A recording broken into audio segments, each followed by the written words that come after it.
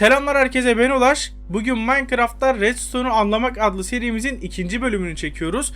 Birinci bölümünde Redstone bloktan, Redstone meşalesinden ve Redstone tozundan bahsetmiştim. Eğer onlar hakkında yeterli bilgiye sahip olmadığınızı düşünüyorsanız açıklama kısmında veya yorumlarda bulacağınız linkten o videoya da gidebilirsiniz arkadaşlar.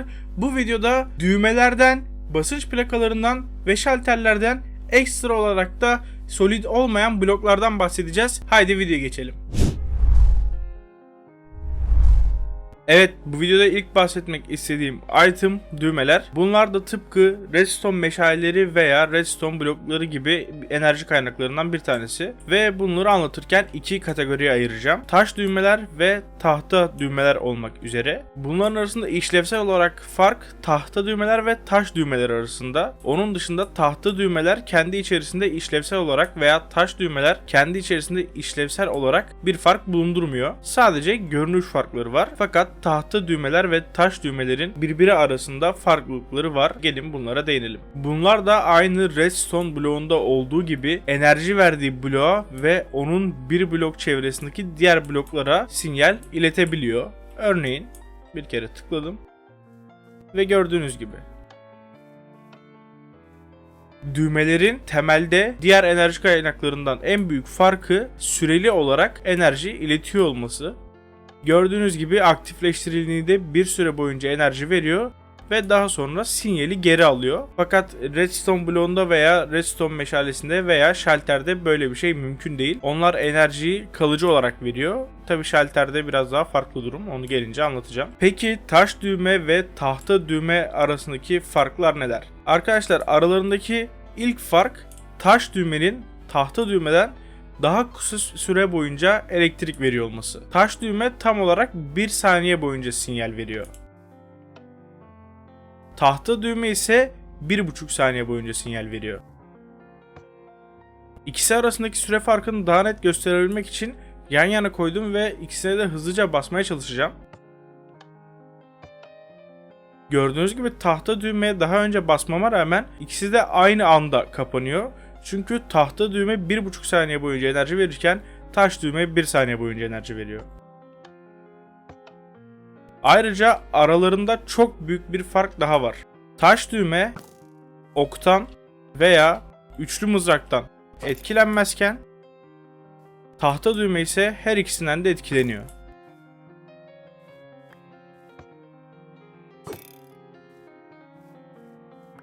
Ayrıca tahta düğmenin oktan veya mızraktan etkilenmesinin şöyle güzel bir yanı var ki üzerindeki mızrağı veya oku alana kadar yanmaya devam ediyor. Yani aslında tahta düğme basılı olduğu süre boyunca enerji veriyor. Taş düğme de aynı şekilde ama buradaki mızrak veya ok buradaki taş düğmeyi ileriye itmeye yeterli olmuyor. Gördüğünüz gibi hiçbir farklılık yok, fakat tahta düğmeye bir üçlü mızrak atarsam bu tahta düğmeyi itebiliyor. Ve bu mızrak bu tahta düğmenin üzerinde basılı olduğu süre boyunca enerji vermeye devam edecek. Aynı şekilde okta da durum bu şekilde işliyor. Fakat ok 1 dakika bir süre sonra kendi kendini imha ediyor. Eğer toplarsanız yine enerji vermeyi bırakacak. Buraya 15 blok boyunca redstone tozu koydum ve bunların bir tanesine redstone meşalesiyle bir diğerine de redstone bloğuyla elektrik verdim ve bu iki enerji kaynağı da buradaki redstone lambalarını yakmaya yetiyor. Ve tıpkı diğer enerji kaynaklarında olduğu gibi buradaki düğmeler de aynı uzunlukta enerji verebiliyor.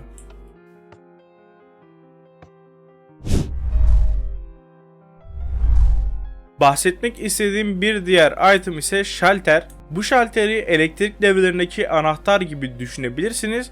Fakat bir farkı var ki şalter aynı zamanda elektriğini, yani redstone sinyalini kendisi de üretebiliyor. Ve tıpkı düğmede ve redstone bloğunda da olduğu gibi şalter bulunduğu bloğa ve onun çevresindeki bir blok uzaklıktaki diğer bloklara da elektrik verebiliyor.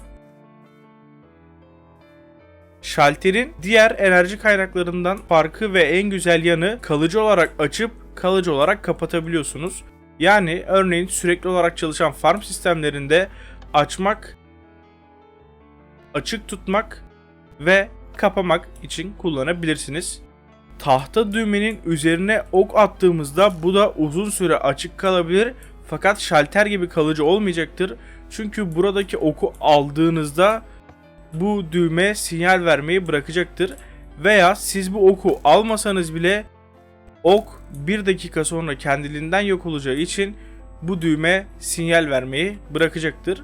Ayrıca tabii ki ok veya üçlü mızrak fırlatmak yerine şalter kullanmak çok daha basit ve rahat. Ayrıca şalter de diğer enerji kaynaklarında olduğu gibi 15 blok boyunca enerji iletebiliyor. Anlatmak istediğim bir diğer item ise basınç plakaları. Bunları da 4 kategoriye ayırarak anlatacağım. Bu kategoriler ise hassas ağırlıklı basınç plakası, sert ağırlıklı basınç plakası, taş basınç plakası ve tahta basınç plakası olarak ayrılacak.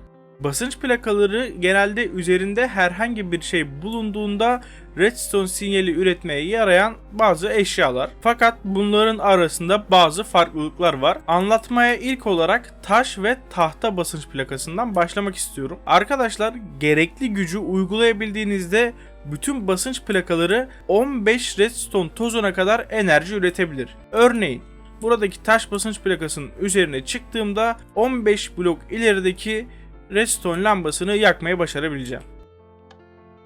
Gördüğünüz gibi. Aynı şekilde bunu tahta basınç plakasının üzerine çıktığımda da başarabilirim. Ve arkadaşlar, bunların basınç plakalarının üzerinde olan kişi oyuncunun kendisi olmak zorunda değil. Bunun üzerinde bulunan herhangi bir mob olması da yeterli. Örneğin ben buradaki tahta basınç plakasının üzerine bir tane köylü çağırırsam bu yine 15 blok ilerideki redstone lambasını yakmaya yetecek. Aynı şekilde bu taş basınç plakası için de geçerli. Tabii ki bu basınç plakalarının çalışması için üzerinde duran canlının barışçıl bir canlı olmasına gerek yok. Örneğin saldırmaya yönelik bir canlı koyarsam bunlar da basınç plakasını aktif etmek için yeterli olacaktır. Peki tahta basınç plakası ve taş basınç plakası arasındaki fark ne? Arkadaşlar, bu da çok basit. Herhangi bir taş basınç plakasının üzerine bir eşya atarsanız bu taş basınç plakasının sinyal vermesini sağlamaz. Fakat aynı şekilde bir tahta basınç plakasının üzerine eşya atarsanız bu tahta basınç plakasının sinyal vermesi için yeterli olacaktır.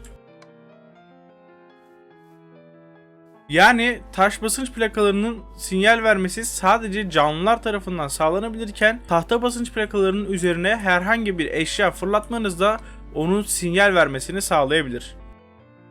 Gelelim sert ve hassas ağırlıklı basınç plakalarına. Arkadaşlar, bu basınç plakalarının aynı tahta basınç plakalarında olduğu gibi herhangi bir canlı veya eşya tarafından enerji vermesi sağlanabilir. Peki bunların tahta basınç plakalarından farkı ne veya birbirleri arasındaki fark ne? Arkadaşlar, tahta basınç plakalarında veya taş basınç plakalarında hatırlarsanız ne olursa olsun 15 blok uzunluğunda redstone sinyali veriyordu. Fakat sert ve hassas ağırlıklı basınç plakaları biraz daha kontrol edilebilir olanlar. Örneğin buradaki hassas basınç plakasının üzerine çıkarsam sadece bir blok boyunca elektrik yani redstone sinyali üretecektir. Dolayısıyla bu basınç plakasının daha uzun mesafeler boyunca redstone sinyali üretmesini istersem içerisine daha fazla yaratık veya eşya atmalıyım. Örneğin içerisine bir tane köylü koyuyorum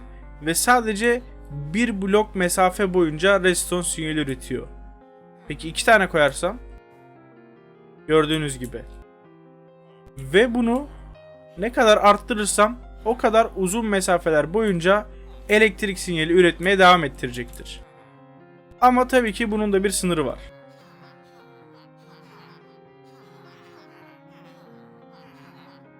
Şu an burada tam 15 tane köylü var ve 15 blok boyunca elektrik üretebiliyor.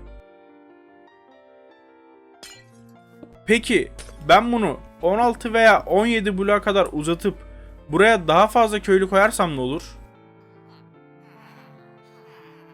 Tabii ki o zaman bir şey değişmeyecektir. Maksimum en fazla 15 blok boyunca elektrik iletmesini sağlayabiliyoruz.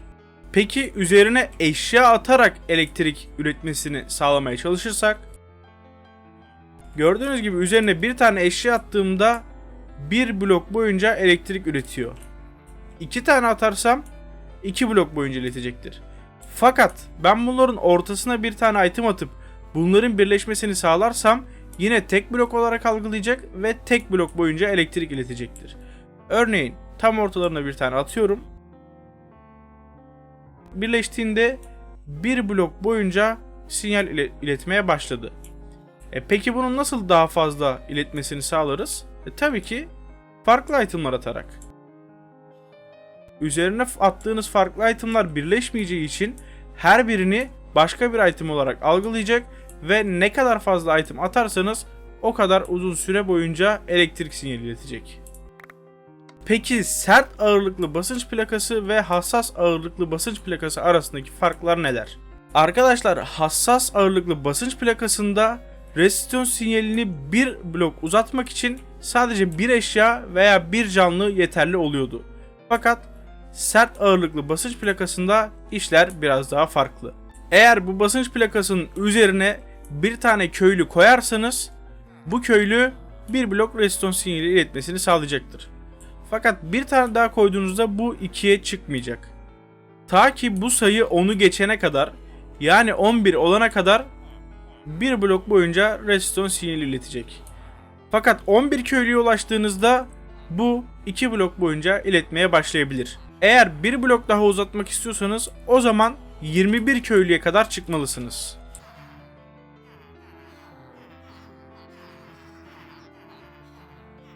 Yani resiston sinyalini bir blok uzatabilmek için ilk köylü dışarısında her bir blok için en az 10 tane köylü koymalısınız.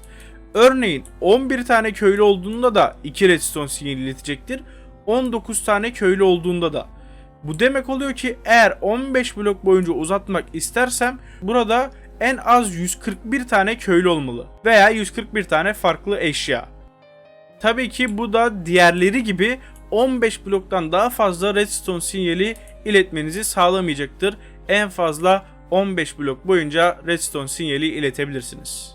Ayrıca bütün basınç plakaları üzerinde bulunduğu bloğun bir blok altına redstone sinyali iletebilir.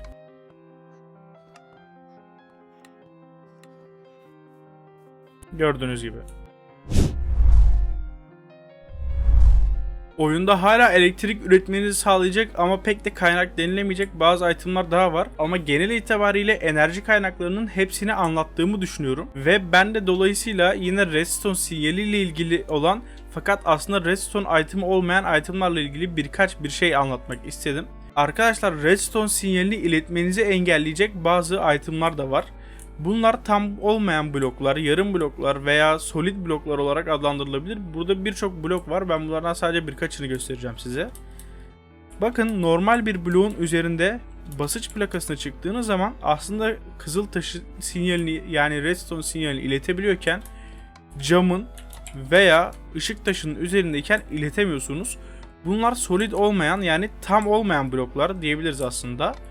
Bunlar redstone sinyalinizi iletmenizi engelliyor fakat normal bloklarda gördüğünüz gibi herhangi bir sorun yok.